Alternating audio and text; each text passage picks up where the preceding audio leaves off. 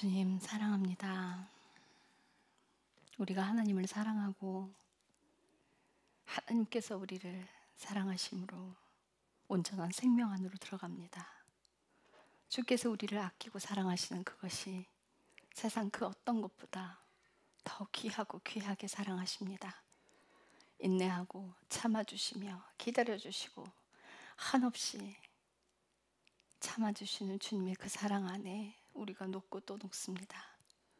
이제 주님, 우리 삶 가운데 오직 예수님만 생각하며 그 삶에서 온전히 순종하기를 또한 기도합니다. 우리가 가지고 있는 모든 것 다 주님이 주신 것이고 주님 것입니다. 우리가 죽으면 아무것도 가져갈 수 없고 죽어서 이 땅의 것들을 내 소유로 삼을 수 없은 것이 하나님께서 주신 분이기 때문에 우리가 돌아갈 때 주님 품으로 아무것도 가지고 가지 않습니다.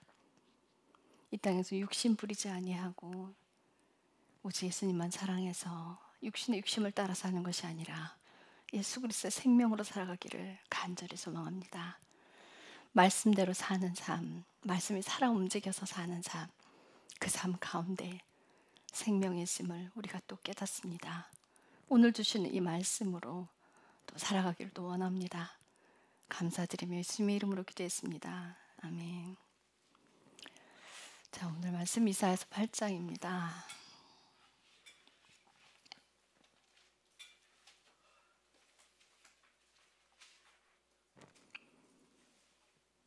오늘 말씀 하나님을 두려워하라 라는 주제로 나누겠습니다. 8장 1절부터 22절 끝절까지 만지박절은 함께 읽겠습니다. 다 찾으셨으면 제가 먼저 읽습니다. 또 주께서 내게 이르시되 너를 위해 큰 두루마리를 쥐하고 사람의 펜으로 그 안에 마헬 살랄 하스바스에 관하여 적으라 하시므로 내가 신실한 증인들인 제사장 우리야와 여베레기야의 아들 스가랴를 내게 데려다가 기록하게 하고 여대언 자들에게 들어가니 그녀가 수태하여 아들을 낳음에 그때 주께서 내게 이르시되 그의 이름을 마헬 살랄 하스바스라 하라. 그 아이가 내 아버지여 내 어머니여 하고 부르짖을 줄 알기 전에 다마스쿠스의 제물과 사마리아의 노략물이 아시리아 왕 앞에서 옮겨지리라 하시니라.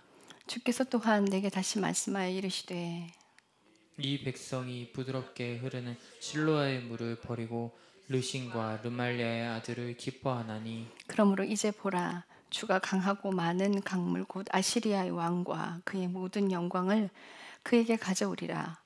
그가 자기의 모든 수로를 지나고 자기의 모든 강둑을 넘어 유다를 지나가며 범람하여 넘어가고 목에까지 이르리니 오 임마누엘이여 그가 자기 날개들을 펴서 내 땅을 넓게 채우리라 하시니라. 오 너희 백성들아 너희끼리 연합할지라도 너희가 부서져 산산조각 나리라. 귀를 기울이라. 먼 나라들에서 온 너희 모든 자들아 너희 허리를 동일지라도 너희가 부서져 산산조각 나리라. 너희 허리를 동일지라도 너희가 부서져 산산조각 나리라.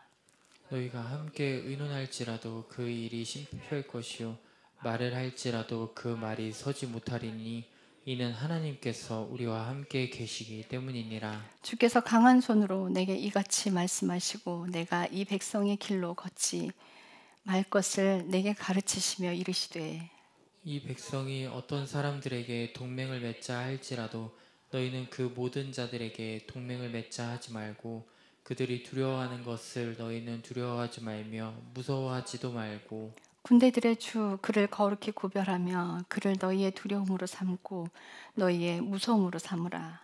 그가 성소가 될 것이나 이스라엘의 두 집에게는 걸림돌과 걸려 넘어지게 하는 반석이 되며 예루살렘 거주민들에게는 함정과 올무가 되리니 그들 가운데 많은 사람이 걸려 넘어지고 쓰러지며 부서지고 올무에 걸려 붙잡히리라.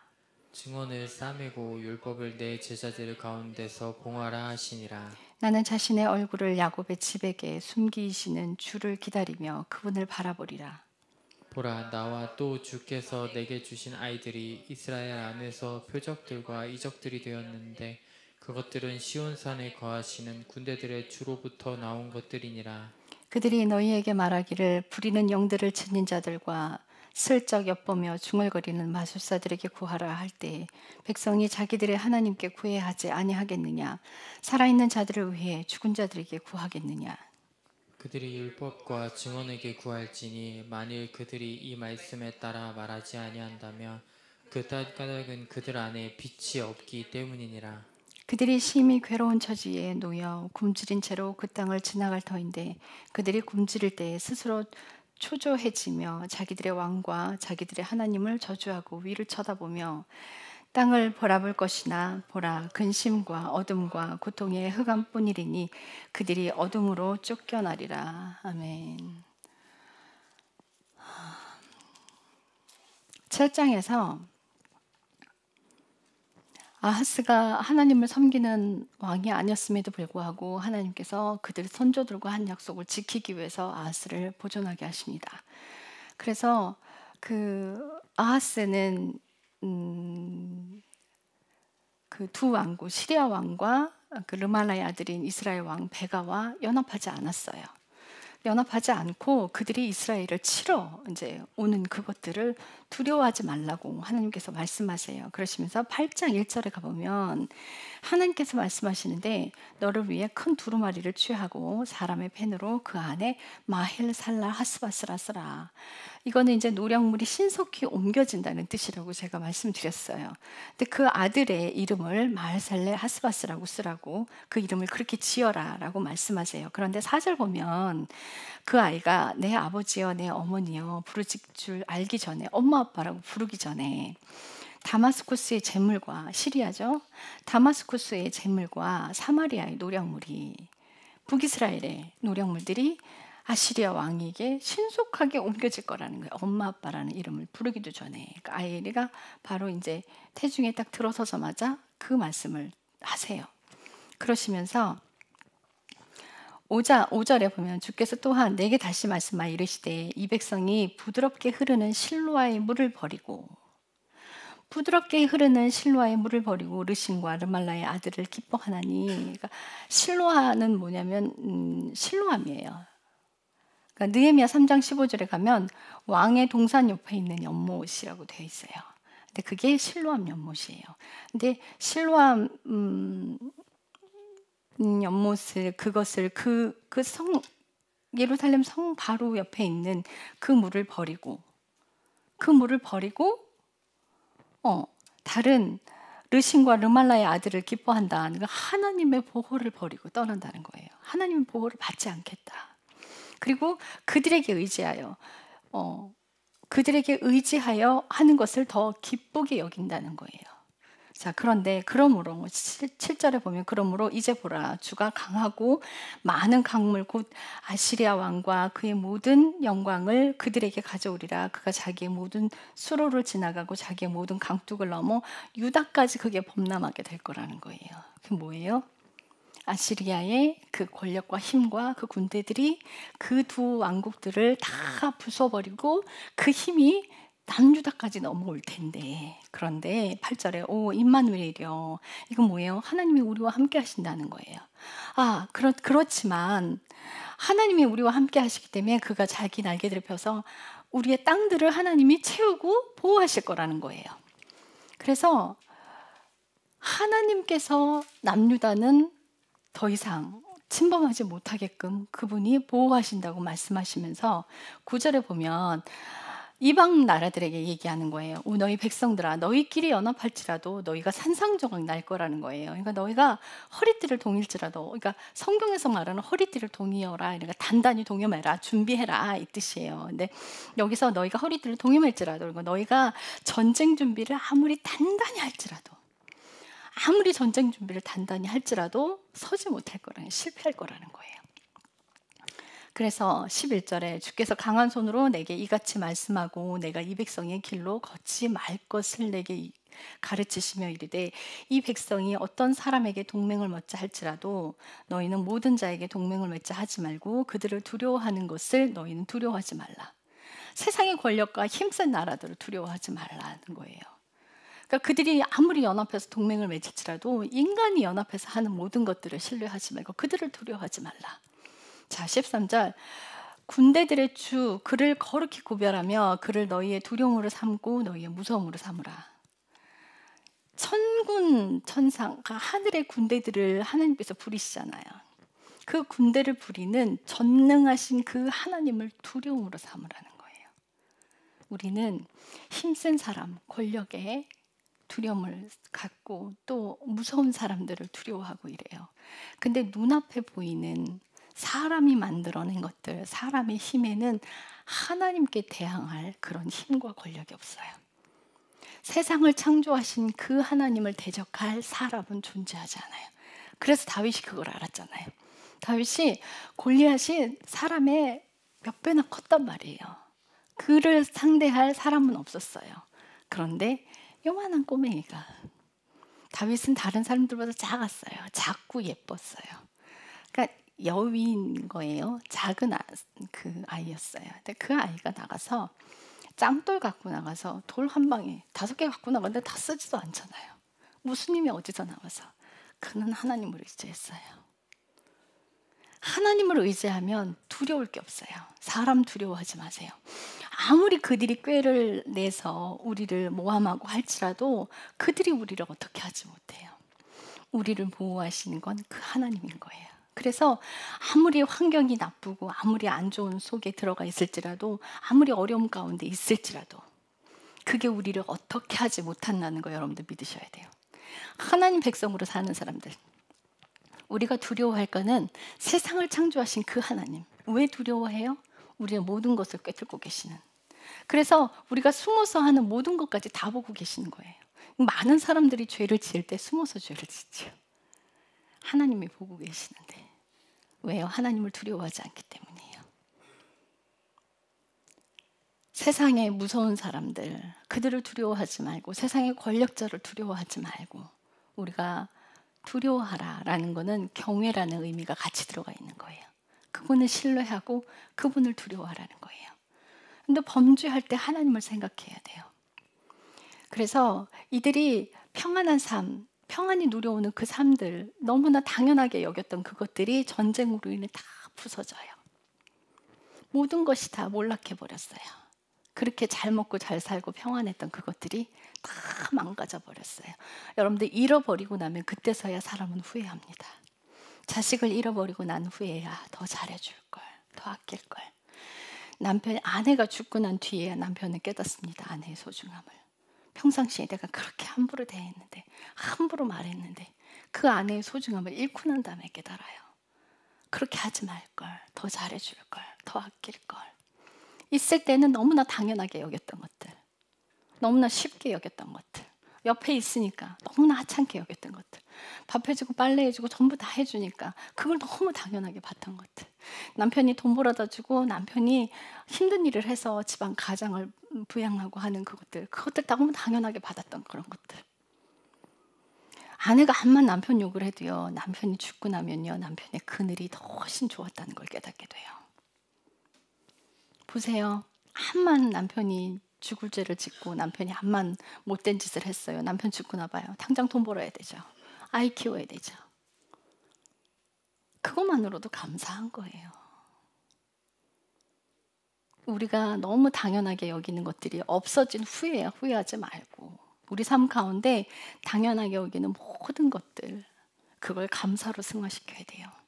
이스라엘 백성들이, 북이스라엘 사람들이 감사하지 않아서 죄를 보지 못한 거예요. 너무 당연하게. 그렇게 되면 세상을 두려워하게 돼요. 힘이 있는 권력자들을 두려워하게 돼요. 하나님이 눈에 보이지 않거든요. 왜요? 세상 법대로 살아갔기 때문이에요. 하나님의 법대로 살아가면 하나님이 보이지 그 두려운 것들이 보이지 않아요. 정말 감사함으로, 아무리 익숙한 것일지라도 감사함으로 살아냈다면, 그러면 하나님 뜻대로 살아갔을 거예요. 그들이 감사를 잃어버리고 더 많은 가지고 하려고 하고, 더 풍족하게 살려고 하고, 더 좋은 것을 누리려고 하고. 어떤 노숙자가 노숙자인 여인을 만났어요. 그 둘이 없을 때 정말 밥 나눠주는 곳을 찾아가서 열심히 너무 알콩달콩 잘 살았는데, 갑자기 남자한테 직장이 생기고 남자가 이제 돈을 벌기 시작하면서 그 여자가 하찮게 여겨지는 거예요. 없을 때는 소중했는데. 이 사람은 돈이 참 악하더라고요. 왜 그렇게 돌아가요? 돈이 주인이기 때문이에요. 내 마음에 돈이 주인되어 있는 거예요. 여러분들이 돈이 주인되어 있다면 돈을 소중히 여기고 돈을 아끼고 주변의 사람들을 하찮게 여기게 돼버려요. 내 곁에 있는 사람이 얼마나 고마운 존재인지 다시 한번 깨달아 보세요. 내 곁에 있는 자녀들이 얼마나 소중한 존재인지, 내 옆에 있는 남편이, 아내가 얼마나 소중한 존재인지 그걸 다시 깨달아야 돼요.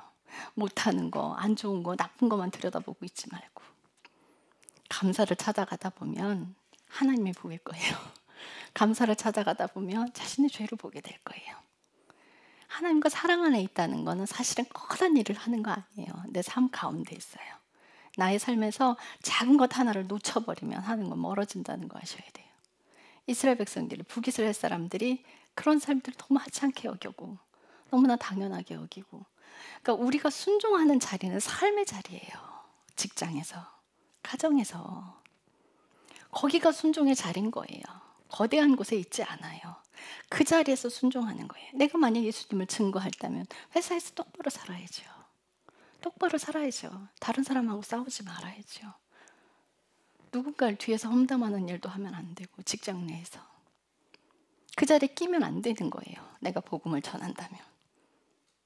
내가 예수 이름을 드러냈을 때, 내 예수 믿는 사람이요 말을 했을 때 다른 사람들에게 그래도 다른 사람들보다는 더 잘 사는, 더 정직하게 사는, 손해보는 일이 생길 때 그걸 차지하려고 들지 않고 오히려 손해보는 쪽을 택하는 것.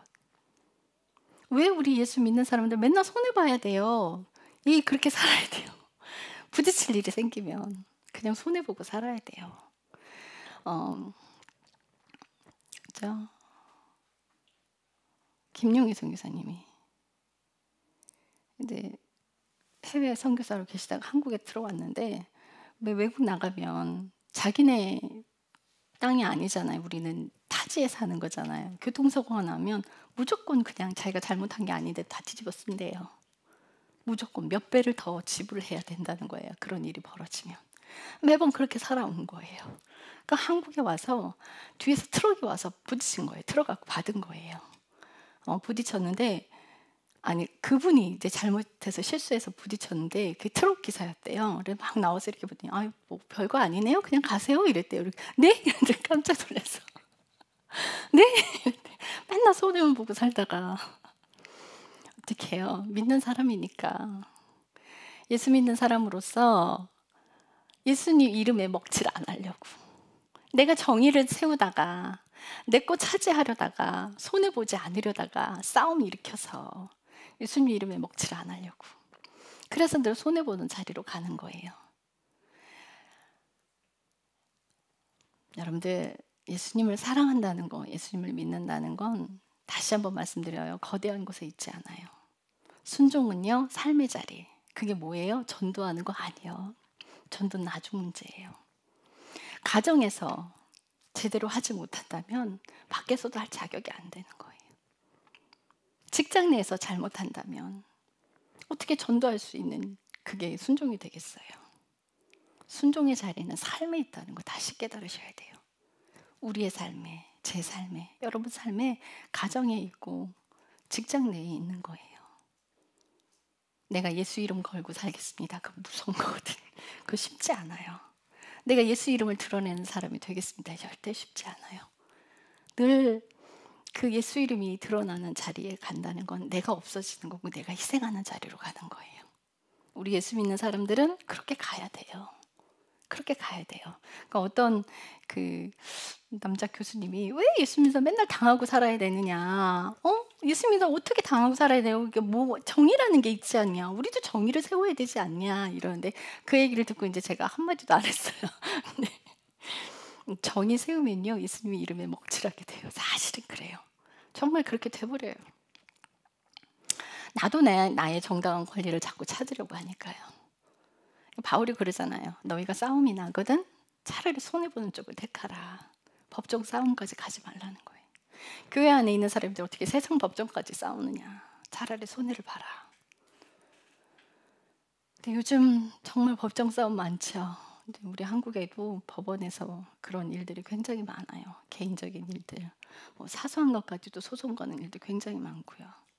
근데 만약 내가 정말 교회를 다닌다, 예수를 믿는다, 그럼 거기까지 가지 않고 그냥 손해보는 자리를 택하시는 게 옳습니다.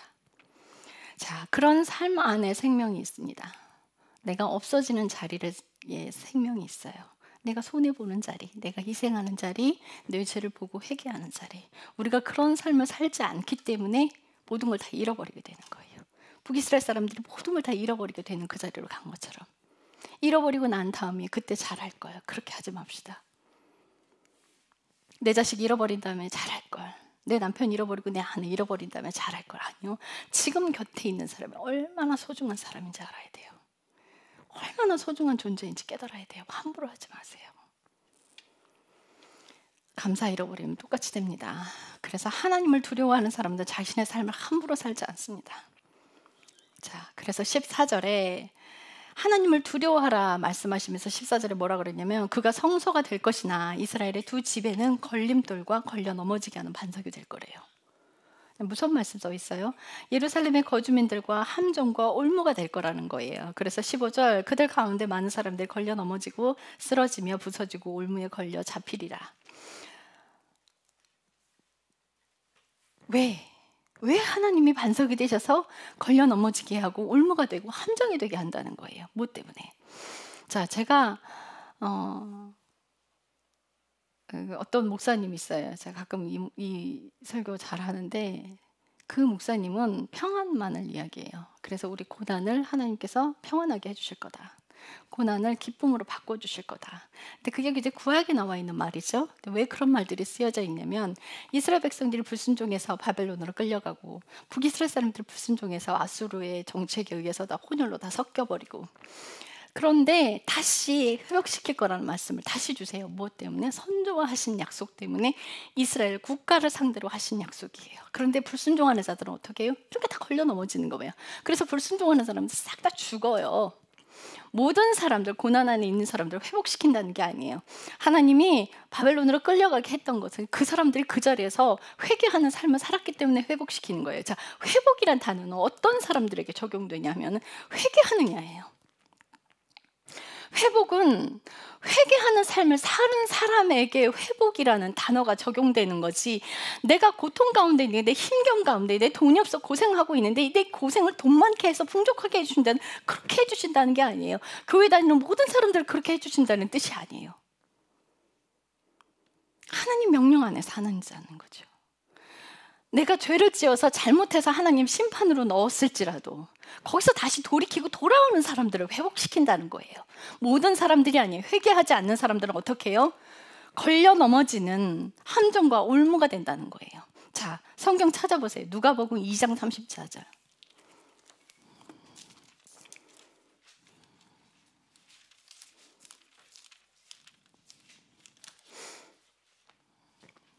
누가복음 2장 34절. 제가 읽겠습니다. 시므온이 그들을 축복하고 아이의 어머니 마리아에게 이르되, 보라, 이 아이는 이스라엘에서 많은 사람을 넘어지게 하고 다시 일어나게 할 목적으로 세워졌으며 또 비방을 받는 표적이 되기 위해 세워졌네. 이제 예수님을 말씀하고 있어요. 이 예수님이 많은 사람들을 넘어지게 하고 또 다시 이렇게 세운대요. 넘어질지라도 그 자리에서 회개하는 사람들은 다시 이렇게 세우는 거예요. 회개하지 않는 사람들은 결국은 그렇게 넘어져서 심판대로 갈 수밖에 없는 거예요. 로마서 9장 32, 33절.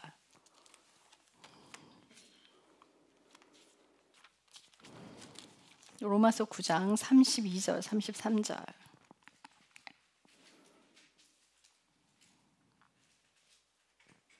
읽겠습니다. 무슨 까닭이냐? 이는 그들이 믿음으로 그것을 구하지 아니하고 오히려 율법의 행위로 되는 것으로 구하였기 때문이라. 그들은 그 걸림돌에 걸려 넘어졌느니라. 이스라엘 백성들이 율법으로 무언가 이룰 수 있는 것처럼 구했기 때문에 걸려 넘어졌다는 거예요. 우리가 행위로서 할 수 있는 건 아무것도 없어 그랬어요. 오직 예수 그리스도의 생명이 들어와야 우리가 영원한 생명으로 가요. 그런데 그들은 율법으로 행했을 때 그것이 천국 가는 행동이 되니 천국 가는 길을 연다고 생각을 했어요. 율법은 그걸 순종하고 깨달았을 때 죄를 보게 하는 것이지. 그럼 그들은 지켰는데 왜 죄를 못 보냐고요? 의로 행했기 때문에. 그걸 사랑으로 하지 않았어요. 의로 행했기 때문에 다 걸려 넘어지는 거예요. 자, 33절, 이것은 기록된 바 보라, 내가 걸림돌과 걸려 넘어지게 하는 반석을 시온에 두나니 누구든지 그를 믿는 자는 수치를 당하지 아니하리라. 그런데 그를 믿지 않는 자는 다 걸려 넘어지는 거예요. 믿는 자는 그 안에 모든 것이 다 포함되어 있어요. 나 예수님을 믿습니다. 단지 그 말에 시인이 있는 게 아니에요. 믿음이라는 그 단어 안에는요, 다 함축되어 있어요. 회개하는 삶과 자신을 희생하는 삶과 자기 부인의 삶과 또 하나님의 명령대로 내 눈에 보이지 않을지라도 주님의 명령대로 움직이는 그 삶이 함께 연합되어 있는 걸 믿음이라고 해요. 아무것도 보이지 않으나 하나님이 말씀하시는 거를 그대로 이제 순종했을 때 하나님이 일하시는 걸 믿는 것. 또 하나님이 일을 아니하실지라도 그분이 살아계심을 믿는 것. 이 믿음이라는 게 단지 내가 병이 낫는 걸 믿습니다, 이걸 이야기하는 게 아니에요. 내 삶 통째로 하나님께 드리는 거예요. 하나님의 전반적인 통치가 우리 삶 가운데 이루어지는 걸 믿음이라고 그래요. 그 통치가 이루어지려면 내가 없어지고 그분의 명령대로 내가 하려는 것들을 포기하고 그분의 명령대로 살아간다는 그 뜻이 함께 내포되어 있는 거예요. 그런 사람들은 수치를 당하지 않지만 그렇지 않은 사람들은 베드로전서 2장 7에서 8절,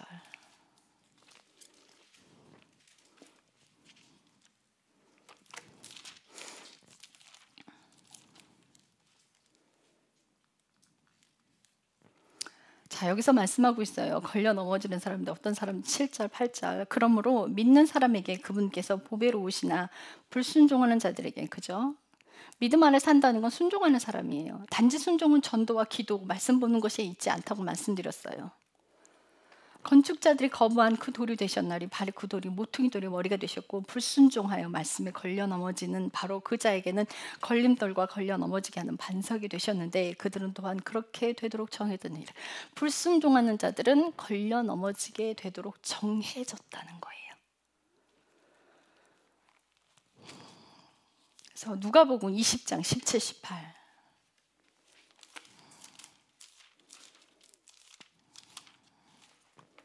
누가복음 20장 17, 18절. 17, 18절. 그분께서 그들을 보시며 이르시되 그러면 건축자들이 버린 돌 바로 그 돌이 모퉁이의 머리가 되었느니라 하고 기록된 이 말씀은 무엇이냐? 누구든지 그 돌 위에 떨어지는 자는 부서지겠고 누구든지 그 돌이 떨어지면 그들이 그를 갈아서 가루로 만들리라 하시니라. 어떻게 해요? 완전히 없어져 버려요. 불순종하는 자들은. 그래서 하나님께서 고난을 기쁨으로 회복시키고 그리고 고통을, 슬픔을 기쁨으로 회복시킨다는 그 뜻은 회개하고 삶을 돌이키는 사람에게 해당되는, 그렇지 않은 사람에게는 심판이 따라올 뿐이에요. 자, 이스라엘 백성들, 이스라엘을 다시 포로로 붙들려 갔다가 돌아오게 하는 일들을 하셨어요. 그 전쟁 중에 죽은 사람들은요, 회개하지 않는 사람은 그냥 죽을 뿐이에요. 심판대로 갈 뿐이에요. 교회 다닌다고 모든 사람들이 다 그렇게 가는 게 아니에요. 절대 그렇지 않아요. 순종하는 자, 믿음 안에 있는 자, 감사하는 삶을 자, 함부로 상대에게 굴지 않는 자, 자신의 죄를 보고 인정하는 자, 하나님의 명령대로 순종하는 자. 하나님께서 내게 명령하시는 것들은요, 대체로 어떤 것들이 오냐면 내가 할 수 없는 것들, 내가 하기 싫어하는 것들, 그런 것들을 내게 명령하세요. 그래서 내 불순종을 꺾으시려고, 그거에 순종하는 사람들은 자신의 불순종이 꺾이는 그 길을 가는 거예요. 그런 삶을 사는 사람들은 수치를 당하지 않습니다. 그러나 많은 사람들이 다 심판대로 가요. 이 구절 잘 새기셔야 돼요. 그래서 불순종하는 자들에게는 걸림돌과 걸려 넘어지게 하고 함정과 올무가 된다는 거예요. 16절, 증언을 싸매고 율법을 내 제자들 가운데서 봉하라. 이 말씀대로 갈 것이라는 거예요. 봉인하라. 나는 17절, 나는 자신의 얼굴을 야곱의 집에서 숨기시는 주를 바라보며 그분을 바라보리라. 야곱의 집에서 하나님의 얼굴을 숨기신대요. 파님이 하나님의 얼굴 앞에 선다는 거예요. 하나님의 얼굴을 돌리신다는 건 이스라엘 백성들이 죄로 인해 얼굴을 돌리는 거예요. 하나님께서 이스라엘의 죄 때문에 죄를 얼굴을 돌리시는데, 그런데 이사야는 나는 그 하나님을 바라보리라. 하나님을 사랑하고 그 명령대로 사는 사람, 그 사람에게 하나님 얼굴을 돌리지 않습니다. 예수님께서 이 땅에 오신 이유, 누누이 말씀드렸어요. 죄의 문제를 해결하기 위해서. 성경 창세기부터 계시록까지 우리를 죄를 가까이 하지 않고 하나님을 가까이 하게 하는 삶을 살라고 말씀하시는 거예요. 그래서 그 하나밖에 없는 아들을 내어주신 거예요. 뭐 때문에?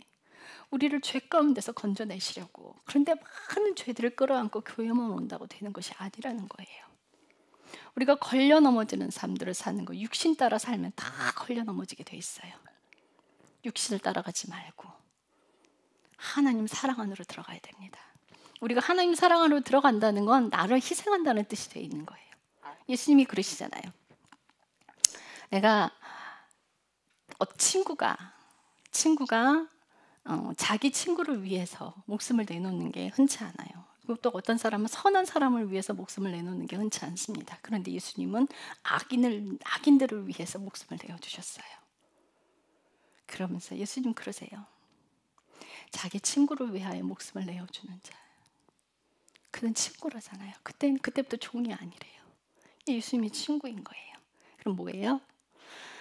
나를 사랑하시고 나를 구원하신 그분을 위해서 나의 모든 걸 내어놓는 그 사람, 그분을 위해서 삶을 사는 사람, 그분의 친구가 되는 거예요. 나를 희생하는 사람, 예수님을 위해서 자기 자신을 아끼지 않고 자기 부인의 삶을 사는 사람. 내가 인정받지 않는 자리로 계속 내려가는 거 사실 쉽지 않잖아요. 우린 다 인정받는 자리로 가려고 들어요. 그런데 내가 없어지는 자리로 가는 거예요. 예수님이 그렇게 살라고 하시잖아요. 매일매일 자기를 부인하고, 자기를 부인한다는 게 나를 위해 살지 않는 거예요. 다른 사람의 인생을 위해 사는 거예요. 내가 없어지는 삶, 그 삶 가운데서 예수님을 만나고 예수의 생명이 내 안에 들어오는 그 길을 가는 거예요. 우리가 하나님을 두려워한다는 건, 하나님을 경외한다는 건 그분이 내 모든 것을 다 보고 있다는 걸 알아야 돼요. 내가 어떤 생각을 하든, 어떤 마음을 먹든, 숨어서 어떤 죄를 짓든, 사람의 눈은 피할 자라도 하나님 눈 결단코 못 피합니다. 그분 앞에 하나님의 얼굴 들고 정직하게 서십시오. 자녀들 키울 때 하나님 앞에 정직하라 가르치십시오. 그래서 이사야가 나는 하나님의 얼굴을 바라보리라 했던 것처럼, 자 18절 보라, 나와 주께서 내게 주신 아이들 이스라엘 안에 표적들과 이적들이 있는데 그것들은 시온산에 거하는 군대들의 주로부터 나온 것이라. 그러니까 군대들이 뭐예요? 군대가 뭐예요? 어떻게 주둔을 해요? 하나님 명령대로 주둔하잖아요. 그래서 군대들이 거하는 그 시온산에 거하는 군대들로부터 나왔다라고 하는 거는 하나님의 계획에서 나왔다는 거예요. 하나님의 계획에서 나온 것이다. 그런데 자 19절, 그들이 너희에게 말하기를, 세상 사람들이 너희에게 말하기를 부리는 영을 지닌 자들과 슬쩍 엿보는 중얼거리는 마술사들에게 구하라 할 때, 부리는 영들이가 영매들, 그 영매들과 마술사들을 속이는 자들이에요. 그 속이는 자들에게 묻지 말고, 물으라고 해도 그렇게 하지 말고 백성이 자기들이 하나님께 구해야 하지 않겠느냐, 살아있는 자들을 위해 죽은 자들을 구하겠느냐. 예수님께서 그러세요. 제자가 내가 나를 따르라 했을 때 제자가 그래요. 내가 아버지의 장례를 치르고 오겠습니다. 그때 예수님 뭐라고 그러냐면 죽은 자들은 죽은 자들이 장사하게 내버려 두라는 거예요. 왜 죽은 자예요? 사탄이 지배하고 있기 때문에. 근데 왜 그것이 죽었느냐? 사탄이 이미 심판받은 종족들이에요. 근데 그 심판받은 자들을 담고 있다는 건 죽은 거예요. 죽은 거예요. 우리는 착각들을 많이 하는데요. 사람이 죽어서 귀신이 되는 게 아니에요. 그건 다 사탄이에요. 그들이 사람의 흉내를 내는 거예요. 그러니까 귀신들이 과거의 어머니의 행적들을 다 아는 건 그 귀신이 어머니 안에 들어가서 살았기 때문이에요. 그 어떤 귀신은 그래요. 내가 예전에 이순신 장군 때 막 그 얘기들을 다 알아. 그때 그 시대에 거기 들어가 있던 그 귀신이 여전히 그 안에 있어서 그걸 아는 거예요. 사람의 기록들을 다 알고 있는 것들이에요. 속이는 거예요. 사람이 죽어서 귀신이 되는 게 아니에요. 귀신은 사람을 속여서 숭배하게 만듭니다. 그래서 그 죽은 자들이에요. 이미 심판받은 자들. 그 귀신들을 불러서, 영매를 불러서, 이 영매들을 통해서 그거를 묻지 말고 그들을 통해 묻지 말라는 거예요. 하나님께 물어라. 자, 20절, 그들이 율법과 증언에게 구할지니 만일 그들이 하나님의 말씀을 따라 말하지 아니한다면 그 까닭은 그 안에 빛이 없기 때문이니까, 이걸 반대로 해석하면 그 안에 빛이 없기 때문에 하나님의 말씀 따라 말할 수가 없는 거예요. 자, 21절, 그들이 심히 괴로운 처지에 놓여 굶주린 채로 그 땅을 지나갈 터인데 그들이 굶주릴 때에 스스로 초조해지며 자기들의 왕과 자기들의 하나님을 저주하고 위를 쳐다보며 그들이 믿는 신들을 저주하게 될 거라는 거예요. 그들이 아무리 대단한 계획을 갖고 있을지라도 하나님을 당할 자들은 아무도 없어요. 아수르를 왜 패망하게 만들었어요? 그들이 교만했어요. 그래서 아수르를 바벨론이 패망시켜버렸어요. 근데 바벨론이 살아남았어요. 그들도 패망했어요. 그 모든 걸 주관하고 있는 게 하나님이에요. 어떤 사람들은 그래요. 잘 성장하던 그 기업이 한꺼번에 망해버렸대요. 무엇 때문에? 죄를 지었기 때문이에요. 죄가 쌓이면 패망하게 돼 있어요. 그걸 주관하시는 게 하나님이에요. 그걸 주관하시는 게 하나님이에요. 어떤 사람들은 귀신을 이용해서 돈을 정말 많이 벌었어요. 근데 다 죽어버렸어요. 뭐 때문에? 죄가 찼으니까. 돈 벌면 뭐해? 다 죽는데. 이 땅에서 부와 명예를 누리고 있으면 뭐 합니까? 지옥 가는데. 땅에 있어서 땅의 것들을 따라가지 마시고 돈 많은 사람들 부러워하지 마세요. 그들 형통한 거 부러워하지 마세요. 다 지옥 갈 사람들이에요. 우리가 이 땅에 가난하게 살지라도, 우리에게 힘이 없을지라도 우리에겐 그 하나님이 있잖아요. 하나님이, 그 힘이 우리 안에 있잖아요. 우리가 아무것도 없어도 그래서 당당하고 떳떳하게 돼요. 제가 가진 건 없어 어디 가서 꿀리지 않아요. 아무것도 가지고 있지 않아도 어디 가도 지지 않아요. 어디 가서 꿀리지 않고요. 어디 가서 이렇게 막 뭐예요, 어떻게 뭐 꺼다놓은 보리자루처럼 그렇게 있지 않아요. 당당해요. 하나님 안에 살면요, 없어도 당당합니다. 돈 때문에 당당해지는 거 아니에요. 하나님으로 인해서 당당해지는 거예요. 우리 그 삶 안에서 여러분들이 소속되어 있는 그 자리에 주변에 소중한 사람들 더 많이 챙기세요. 더 아껴주고 더 사랑하세요. 감사를 알아가시고 내게 주어진 모든 것들이 당연한 게 아무것도 없다는 걸 아셔야 돼요. 기도하겠습니다. 하나님, 우리가 두려워해야 되는 건 사탄이 아닙니다.